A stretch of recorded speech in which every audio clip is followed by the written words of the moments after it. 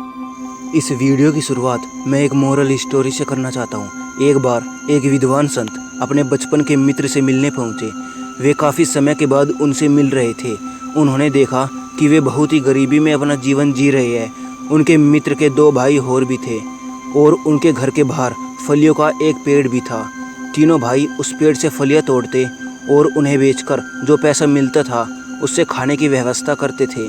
जब संत उनके घर पहुँचे तो उस दिन भी उन्होंने ऐसा ही किया, लेकिन उस समय उन्हें फलियाँ बेचकर ज़्यादा पैसा नहीं मिला, तो सिर्फ 2 लोगों के लिए ही खाने की व्यवस्था हो सकी।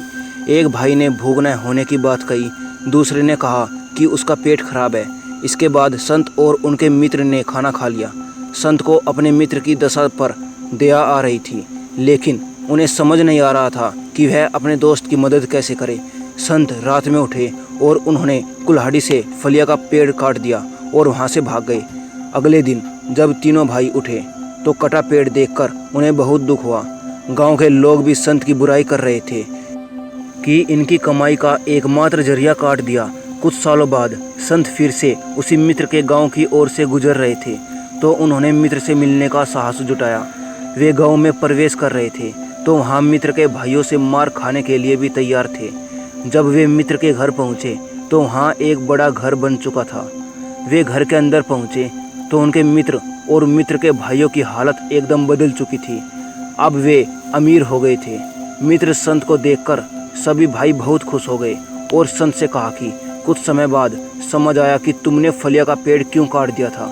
हम उस पेड़ के सहारे जीवन जी रहे थे, इसलिए मेहनत नहीं करते थे। पेड़ कट गया तो हमने जीने के लिए मेहनत करना शुरू कर दी और धीरे धीरे हमारे हालात बदल गए। आज हमारे पास धन संपत्ति है। ये सब तुम्हारी वजह से हो सका है। संत भी मित्र की हालत देखकर प्रसन्न थे।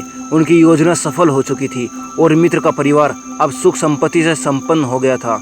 दोस्त, जो लोग अपने कंफर्ट जोन से बाहर नहीं निकलते वे कभी भी बड़ी सफलता और अच्छा जीवन हासिल नहीं कर पाते हैं।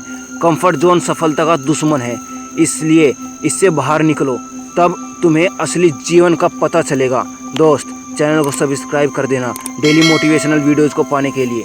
Thanks for watching.